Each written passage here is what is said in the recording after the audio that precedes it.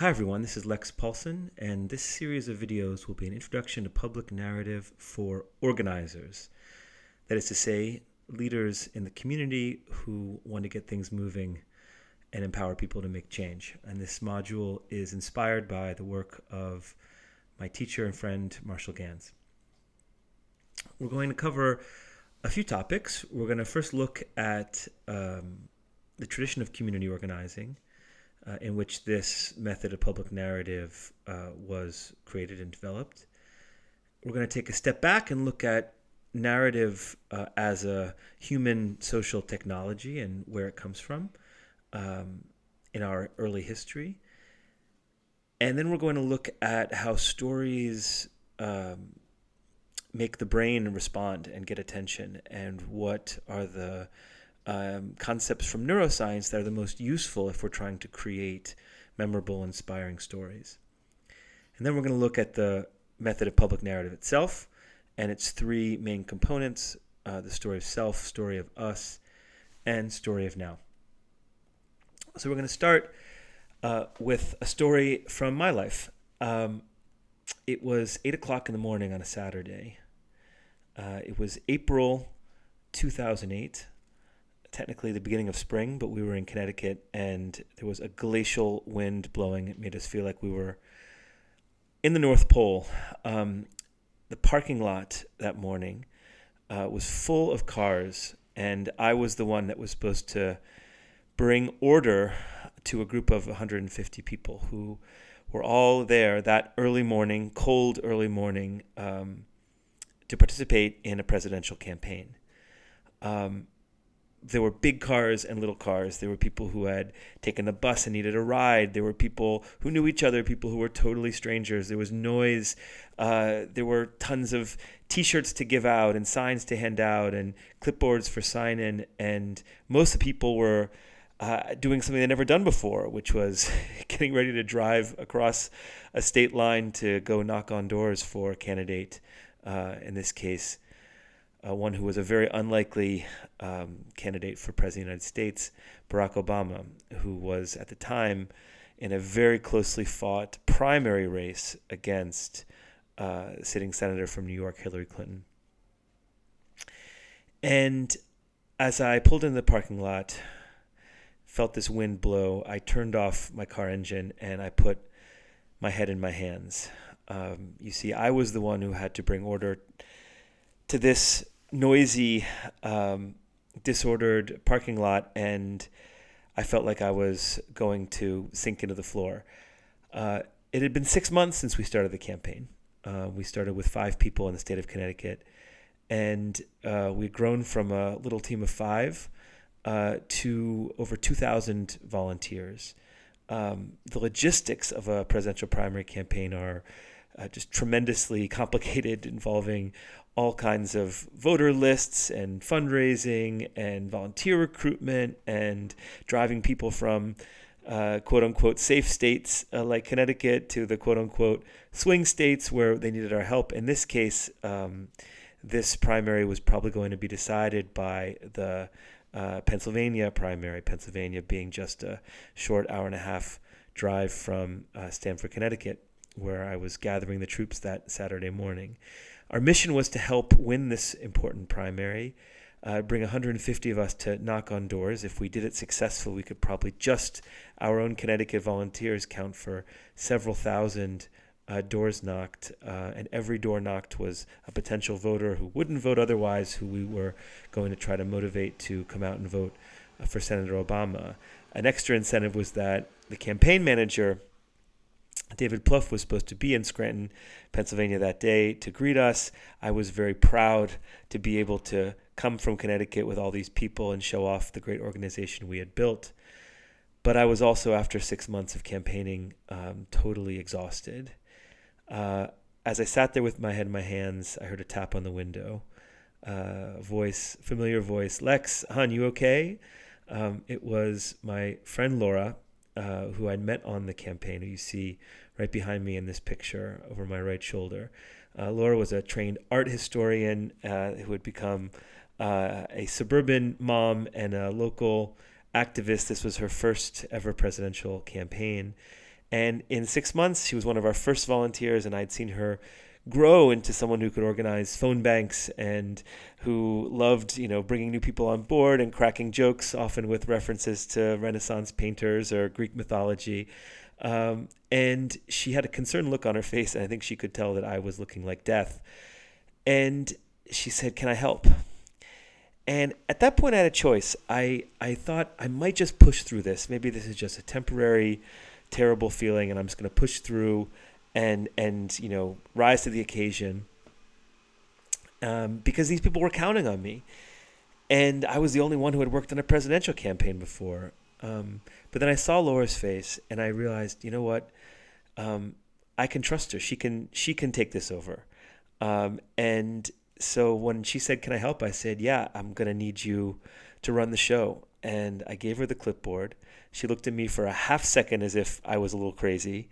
And then she jumped right into action and got everybody organized into cars and got the caravan set in place and said, "Lex, you're going home. Get some rest." And yeah, I was a little nervous to see all the cars pull out, hoping that no one would get lost, and went back home and fell into my bed. I don't think I even took my shoes off. And then I get a knock on the door.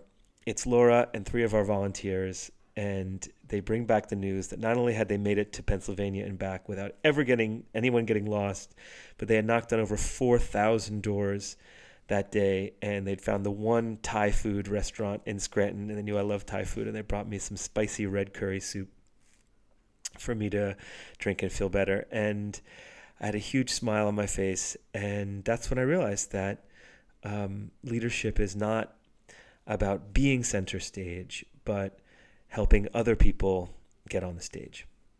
So that's a story of what it's like to be in a presidential campaign.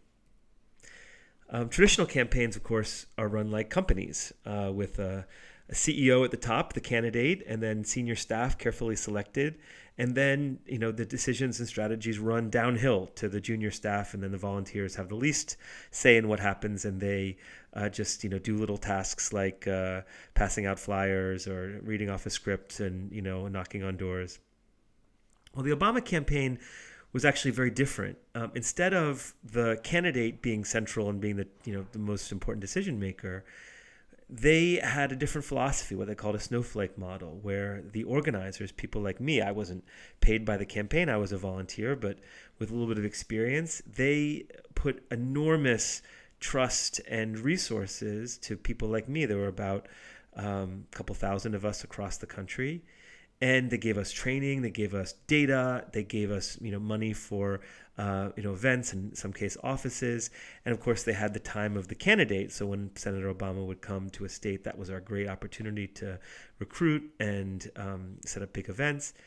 And the idea was that by making the organizer the center of the campaign instead of the candidate, it meant that we could diffuse the kind of leadership that could be practiced differently in different communities, and we became the ambassadors of the campaign, not just the little workers of the campaign, but the ambassadors and the strategists. And each of us recruited volunteers who then recruited their own friends to join the campaign. And so because each of us was playing a leadership role, we were more motivated to spend extra time and to help others also develop their capacities. And this is why we were able to scale the participation in the campaign to something very big. Of course, the candidate was very important, but it was not just his charisma and his speeches that were important. It was the philosophy of the campaign, that this was a collective effort in which leadership was not a status of a few people on the top, but something that we were sharing throughout this whole adventure. So the word organizer, one of the interesting kind of effects of this campaign is it was really the moment where the word organizer entered into mainstream American politics.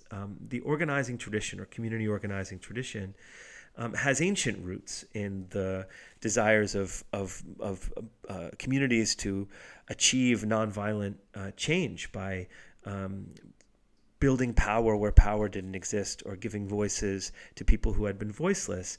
That's very old in the human experience, but it took a specific shape in the 1930s in Chicago with a new approach to fighting poverty and exclusion. And the core principles of the community organizing tradition are, first, that you don't speak for people, but give them the tools to speak for themselves, right? This idea that leadership is a general practice that we need more of everywhere in society, and not a status reserved for a few people with diplomas and titles. Second principle is that because movements of poor people and marginalized people tend not to have access to all of the great resources, that means that organizers have to be creative. We have to be experimental, try things in a different way, and also to be patient. That change can take a long time, but we have to be persistent and find new opportunities to put pressure on the system. And then third, from the community organizing tradition is the importance of narrative, that you, in order to diffuse this principle of leadership, this shared leadership, you have to link people's stories together. You can't just treat people as robots to execute a strategy decided from on high, but you have to understand what brings meaning to all these different people who are involved, and how to connect those sources of meaning into a common identity and a common strategy.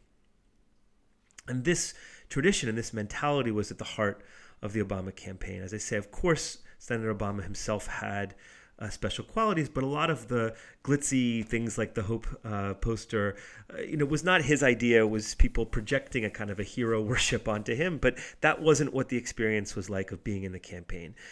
He didn't want to make himself, a cult figure. He created a campaign that was fundamentally from the bottom up and gave power and data and access and decision-making authority to the volunteers. And that meant that the volunteers gave more of their own energy and time and effort and creativity, until we had, by Election Day, 2.2 million people actively involved in the campaign. That's the largest presidential campaign in American history. But it wasn't just about being nice and mobilizing people. It was about connecting those values to a strategy to win. And so in our case, we had to strategize which states, which districts were the most likely to decide both first the primary campaign against Hillary Clinton, and then the general election against John McCain, and put special efforts and attention into those places with a combination of online methods as well as face-to-face. But in the case of the Obama campaign, these new online techniques were really to amplify and target face-to-face contact, not replace the human side. And then, of course, we had to have a structure, a governance structure, to make decisions, to recruit people, to distribute resources. And this led to creating, as I say, a scalable Snowflake model that succeeded in touching 40% of all farms, apartments, houses in the United States got a personal contact from a volunteer from the Obama campaign. Again, something that no campaign in history had done before. So in the next video, we're going to look at the roots of this community organizing tradition, where it comes from, and what it has to teach us today.